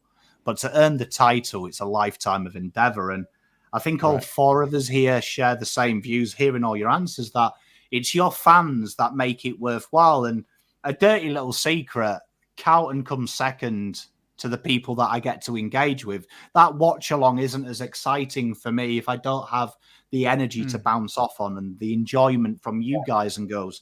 And that's what being a parent is. It's sharing the enjoyment. It's sharing the success, sharing a lot of fucking failures. And that's why you'll be good parents, right? That's why you'll be good parents, because that is the premise. It's learning. And you know what? When people say being a good educator, you'll actually find kids teach you a lot about you. Do you know what I mean? A lot about you. You ever want to really... It's why I'm a bit more above other people when they abuse me in the chat, because there's nothing as hurtful as what your kids can tell you. You know what I mean? Kids can whip you down and make you feel that big quick, smart. Do you know what I mean? Quick, smart. And you start to see the vulnerability. And Terry, that's the most vulnerable I've seen him when he answered there, man. That's a huge achievement for Terry because Terry's got a big fuck off wall up all times. And it's great when he lets you in to his wall because he's a real caring person. So is Swoop. Swoop's not the arrogant arsehole you see on Twitter, I can tell you that. He's got a heart made of putty.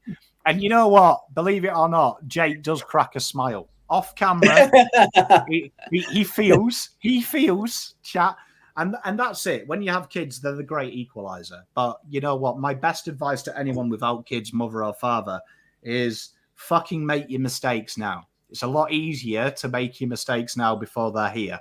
So if you want to try it now. Try everything. Get it all out of the way. Have no regrets. Because when you have a kid, you know, that idea of spending 2 years on a mountainside in Nepal suddenly doesn't seem so appealing when you've got someone else to be responsible for. So enjoy it. But you, all three of you, I can hand on heart, you'll make great parents because you believe in something greater than yourself. And that is ultimately, you realize that you're not as good as you thought you were when you have kids, and you've got a long way to go. And it's an amazing reality check. It really is. Love Thanks, it. Paul. That's sweet of you. Carlton's back That's in how my the kids are. Start the Jan up. Start the Jan up, boys. Are we going to talk locks? Okay, we can talk Should we do locks. that? Yeah, we can do that. Unless there was something else. What's the fixture? The locks. I haven't even tipped this week. Oh. No, I haven't done the tips either, actually. Oh, fuck. My locks, I'm going to do it before anyone else does. I know they've burnt me so many times, but I think North Melbourne beat West Coast. I was genuinely thinking about saying as well. I was genuinely thinking about it. They've burnt me 3 times already on this channel, but I think with Harley Reid, without Harley Reid, I think it's going to shock them a little bit, West Coast. Yeah, Tim Kelly's not back again. He's a bit of a spiritual... already, a spiritual leader. Reid, isn't he? Yeah. He's got a bit of Charlie Curnow. Charlie Curno's got that infectious energy as well. When he's not there, we're not the same. I'm gonna go Hawks back to back for my lock. Wow. Hawks in Tassie against the Giants, who are just not quite going. So I reckon they're going to continue their run. The Hawks, they're flying. Fuck. Are they a sneaky chance for? Nah, no way. They can't be a sneaky chance. What are they? Where are they? They're only 2 games 12th. off. They're only 2 games off. Percentage is average. That was earlier in the season. But, I mean, the Giants are only 2 games ahead of them. Yeah, it's true. So it's pretty nuts if they actually got the job done there. I've got mine. I'm going to go Hawks. Can I go next? Yep. Back to back, the Saints. No. Guarantee it. Oh, against the Marvel, Sun. you have everything you need to beat the Suns at Marvel. I've seen it with my eyes. You have everything you need. Everything is there to beat the Suns at Marvel. So I'm going to go with the Saints again. And hello and welcome. You know what? Hello and welcome to St Kilda Abroad. I'm back. I'm on. Oh, I'm get in. stuffed. Can I come in? Can I be part of Saints TV? Can I come into the studio? Mate. If we get up, then yes. That's if King plays, though, yeah? You're assuming King gets up. Even if he doesn't play. Jeez. Doesn't matter. No. Huge. Yeah. I'll take it. You got Paddy Dow. Paddy Dow's... Hey, I actually had a good game. He did. He's ticking along, young Paddy. He was good. 9 clearances. I'm pretty happy with that. Yeah. Why do I get punished? I'm the nice one here. Jake stole my lock, but I had another one, a backup plan, because I come prepared. I might regret saying this. Dustin Martin having the week off. That will inspire Richmond to great things. Adelaide falling apart at the seams. Mr. Relli having a cry because he didn't get more than 2 attendances. Crouch, he's dead for the year. Richmond young boys are going to come out and do it for Dusty so he has his week off and prove that they can do it without him, to set Dusty up to go Coco Bananas 30-3 the next week. Richmond beat Adelaide. Jeez. Wow. That's They're doing it for Dusty. Adelaide's going to do what they did to West Coast. They'll be a comfortable. Wait and see, Mr. Jake. Wait and see. But you know what? Dusty getting the week off, brother. Do you know what I mean? He gets the week off. It proves to them that they still love him and they can do it without him. And I feel like Tim's got a point. I can see it. 300th game, Dusty announces this is his last year because his young Richmond are ready to take the mantle, and they proved it to him against Adelaide. So stay tuned. Fairy tale. Very inspiring. Jake, I forgot to give you the news, mate. Yep. I've given up on Max King in my fantasy team. We dropped him. Yeah, that's fair enough. He didn't finish the game. I couldn't hold on any But you know what the weird thing is? You've dropped him now, where I'm starting to see things are very much like in Max King. So wouldn't surprise me if he has a big game if he plays on the weekend, because he was building nicely against the Eagles and even the week before. He was. I think since round 3, he's kicked like 15 goals too or something. So his set shots are pretty good at the moment. The but is it's because somebody dropped Mitch Owens, who I'm willing to ride into the second half of the year over Max King. So it was King for Owens. Ooh, okay. Tell me that I made the right move, please. I don't think you did, to be honest, Matt. I reckon King's back end is going to be pretty damn good with what I've seen. Yeah, but like averaging 70, averaging 80, like this is AFL fantasy. Well, look, so... if we put Owens in the midfield, I would say it's a good move. But now the fact that we've got Dow, Hunter Clark, and Brad Crouch coming back with Sinks and Steele and all them, he's not going to get a gig in the midfield, and that's where he probably gets some points with clearances and contested ball. Unless he starts kicking goals, which he's just not. He's looked a bit invisible in the forward line, to be dead honest with you. Sorry to be the burden of bad news. I hope he's surprised. I hope they both do well. Let's just put it that way. Fuck. I'm not, hey mate, I can't tell the future, all right? Channel the energy, the good energy, okay? All right, fine. Believe in him. Thanks for the honesty. I was actually tempted to go Geelong over Sydney because I reckon Sydney are due. Oof. And Geelong's a very senior team. They turned it around against the Tigs on the weekend. Would not surprise me if Geelong go there and just do a job. They just win it in a close one. I'm not my lock, but it wouldn't surprise me. Okay. Yeah. What else is on our mind, boys, before we wrap up? It's a long show. What did you think of Relli and that whole thing about him kind of saying he's going to talk about his minutes? Is that okay was that weird? Was it a reporter's fault and they're just asking him a pointed question and he had no choice but to answer it? I don't think he meant it to sound as critical as it has. Yeah, same. I think he was actually just being honest, and that's what he's actually going to do. He's going to chat and say, hey, what are we going to do to get back into the midfield? Yeah, I don't think he meant harm by it, and I don't think it's a sign of how bad things are at the Crows. I think it's a valid question. Like, why the fuck is Relli not playing in the midfield when Rankine's not there? Yeah. I thought it was really mature, actually. Like, I took the piss out of it earlier, but I actually thought it was refreshing to hear a footballer say, I had loads last week where we won, and this week we were struggling and I didn't get the chance. What do I have to? And I thought it was really good how he said, I want to sit down with the coaches after this and talk about what I've got to do to get them opportunities. And when I'm not getting them opportunities, what can I do myself to find more ball? I actually was like, shit the bed. But then a part of me did think, Will Hayward, 5-year deal. Maybe he feels a little bit upset. South Australia. It's a weird place. They put a pie in between bread. Must be a bit lost. Fucking load of churches there. Probably go on YouTube, mightn't he, and go, I want a bit of love. He'll type in his name and he'll see me and Terry doing a draft preview. Me saying he's the next big thing. And just maybe he'll think, you know what? Maybe I request a trade to the Blues. That Pom seems all right.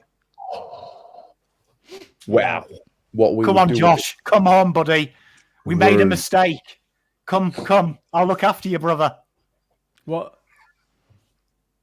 Wow. It's a good point. It's exactly Well, what we would want. All the big dogs are signing contracts now, aren't they? There's not many. Come on, Rochelle. Come home. I reckon it'll be Come to Uncle Pom. Nah, you'll be paying Jacob Wiedering too much. You won't have anything in the salary cap. Nah, thanks to our offer. they're not Like McCluggage. McCluggage. Can't believe Brisbane are paying him $1 million a year. What? He signed? Yeah, that's 7 he's years or signed. something yesterday. 7 years from Something McCluggage. ridiculous. 2031, yeah. Mm. And I guarantee you, McCluggage, $1 million a year. No, Jake, Wasn't that it? reminds me. Everyone's Yeah, it on was, about yeah. Josh Battle. Oh, What's the yeah. What's the story there? Because I would have thought, I agree he's a good footballer, but like, surely you keep him. Like, why I would he would want to think go to WA? I know Melbourne, I think, or Melbourne and Hawthorn were looking at him. I don't know. We wouldn't get anything. Would we get compensation? We would get compensation for him. Yep. So we could potentially get another first round pick. It's the only thing I could think of that would benefit the club, but I would rather keep him. He's 26. He's a great centre-half back. He's super consistent. He's never injured. He's a great team player as well. Speaks really well. I've interviewed him earlier in the year in the rooms, and he was amazing. I think he's one of those players that you build those premiership teams around. You need players like him that just gets the job done. He's not a star. He doesn't stand out, but you almost don't notice him, and that's a good thing. He's just doing his job. So I'd be very sad to see him go.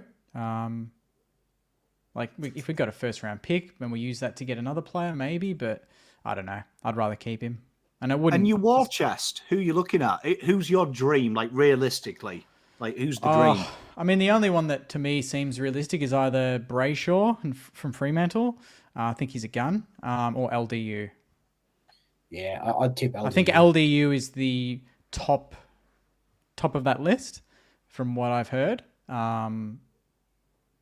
I don't know. There was rumours that apparently Ross had stayed back and spoken to Harley Reid after the game on the weekend.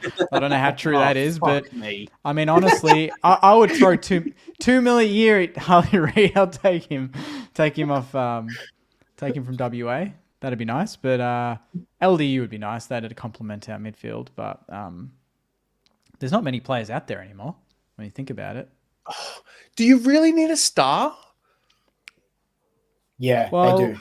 I think I just don't think it would be nice. Henry, Owens, Windhake, is it like they're there? Are they not? They just need 3 to me, years. Max King, when he gets up and about, is a star. I think Rowan Marshall to me is a star. I think Liam Henry can be a star, and all the youngsters, obviously Naz could be an All-Australian halfback flanker in his career. I'd be surprised if he's not one or two times. He's very, very good. Jack Sinclair is obviously a star. To me, there's 4 or 5 there, without mentioning Cal Wilkie, who was All-Australian, who's not a star, but he's a very, very good player. No, he's a star. He's a star. There you go. So Darcy Wilson in 3 or 4 years' time could well be a star. There's players there. I don't know what. I agree we do need more A-grade talent, maybe more game changers. I wouldn't say stars. I would say game changers, and I think LDU in the midfield is potentially a game changer. So rather than spending 1.3 mil a year on a player, why wouldn't it be 2 600K players, one that could play in the forward line next to King? Yeah. I'm yeah, absolutely.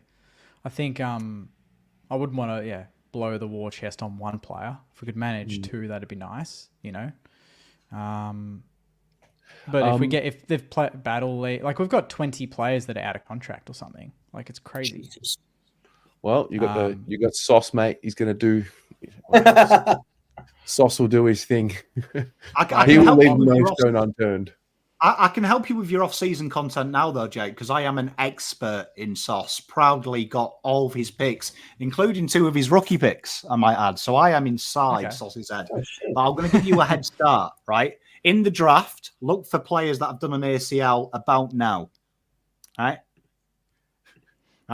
And True. And this is real important. Look for tall players that have ridiculously good stats because they're bigger than everyone else, their age bracket, and then you will nail who you will get. That's my advice. But I have a serious question before someone else takes over the show. One player, realistically, you sign for your football club in the off-season. Your number one target, it can be a trade or a free agent, but your number one dream realistic target.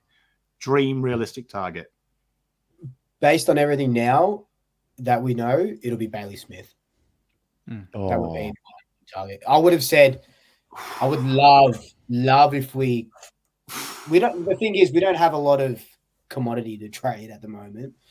But if, let's just say, picks and stuff weren't a thing, I would have loved Sam Taylor at the club, 1,000%. I think 17 would have loved Sam Taylor. But I think now, 2024, it'll be Bailey Smith. I think he's inked. He looks like a pie player, doesn't he? Yeah. He does look like a pie. When you think about it. Yeah.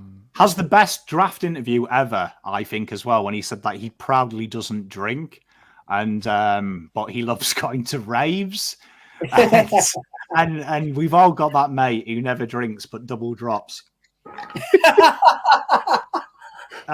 all got him. Jake, did you say yours? I think we spoke about it. I think LDU is probably the most realistic and the best player we could get. This is really hard for me to answer because Pommy's like breathing down my neck. And I haven't really done. No, like, I don't think we need a big name like the Ainsworth, Ben Ainsworth, Switkowski, Eugenius, that type. I've wanted Jamie Cripps for 6 years, but it's probably too late now. But like peak prime Jamie Cripps, a real true half forward. Love the way he plays. But yeah, Ben Ainsworth, Switkowski, Bailey Humphrey in an ideal world. I love him. That type. But I think we might have found that player in Zach Williams. I don't know. But yeah, there's my answer. Yeah, Ben Ainsworth's mine. Like my list of players has gone down and down and down because they've re-signed. But Ben Ainsworth, he looks a Carlton player, doesn't he? Yeah. Like I think Bailey Smith's. I've got to ask a question about Bailey Smith. Why not a key? Like, what keys are there available? Like key forwards. No, but isn't that where you trade off your plethora? I think you've had a really good season with injuries because you've showcased all these youngsters you've hidden.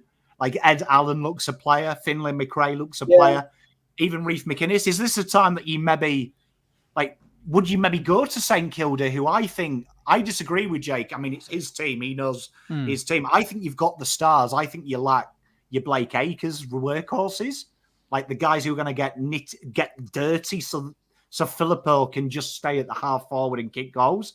He doesn't have to defend. Would you maybe look at like Tim Membry for a couple of years, and maybe offer some of the younger guys to actually get a key forward training? Well, we're apparently looking at Rory Lobb. I don't know what he fucking answers, but fuck me. Oh god, Graham Wright's lost it. You know what I mean? So, oh man, you would love to get a but the thing is, it's rare that we see player for player trades anymore. Like, when was the last player for player trade or two players for a player trade? You know, we don't. Our first round pick is tied to Fremantle because of the Lockie Schultz deal. I don't think we have an early second round pick from memory.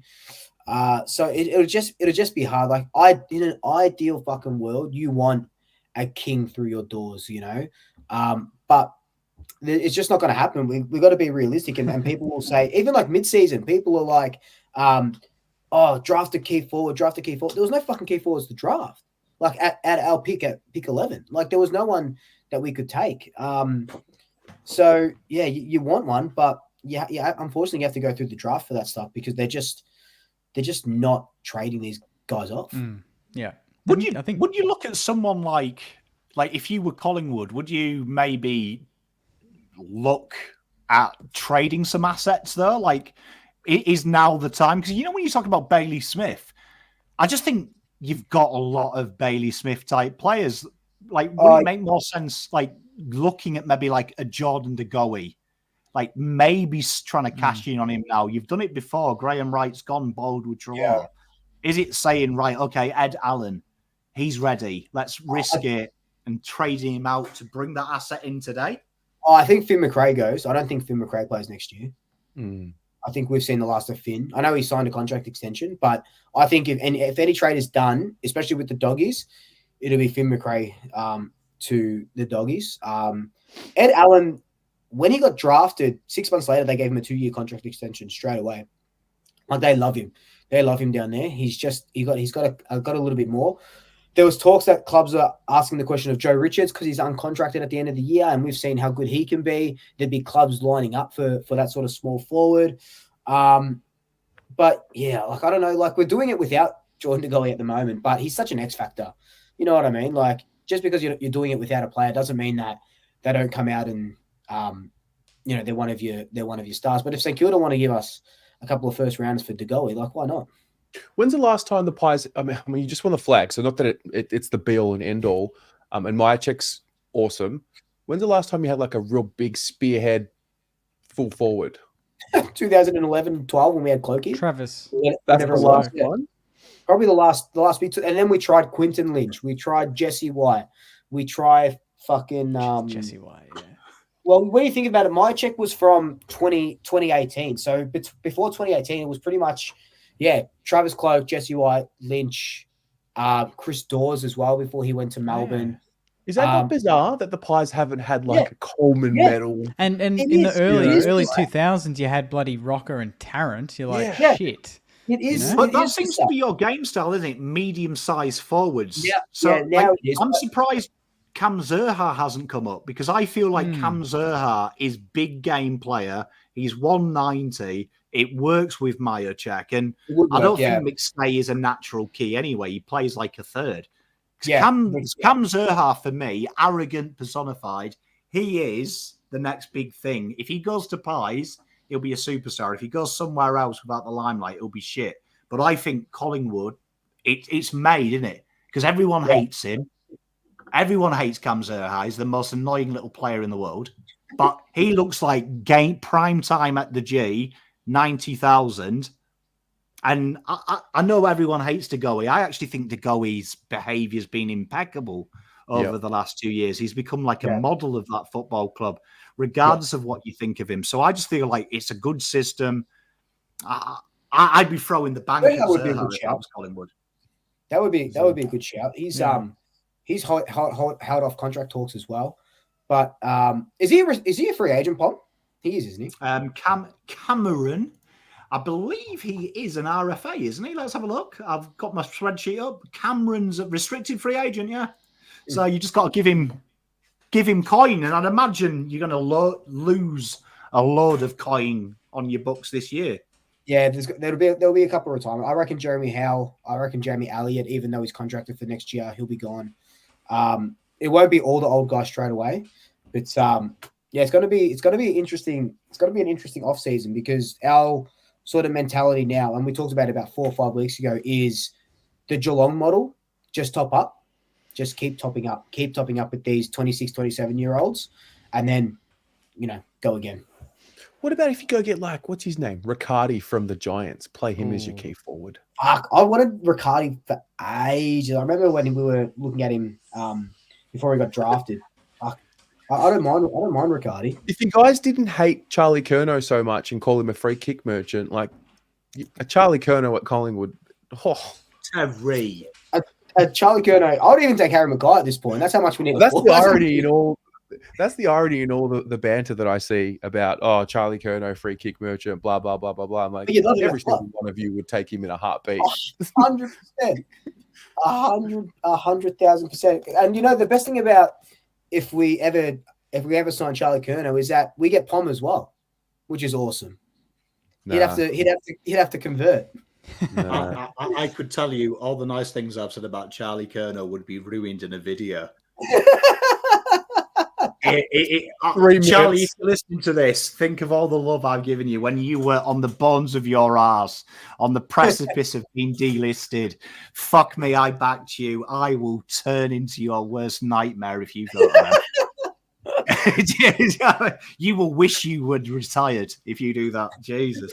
But nah, it's an interesting conversation. I look at that and I just think, yeah, sir, that makes sense. And I do like LDU at your place. But I think Ben Ainsworth, Swikowski, like what Terry said, I think you're like us. But I think you're like 2 years behind us where we shelve this by superstars. I think St Kilda, that's what I worry about Sauce, not bagging him. But Sauce, for me, loved his superstars or trying to get a deal. And when Nick Austin came in, he was like, right, just take it on the chin, get the players you need, pay the price, don't fuck about. I look at Saints and I disagree with the world where they say the list is shit. I think it's a supreme list. It lacks substance, though.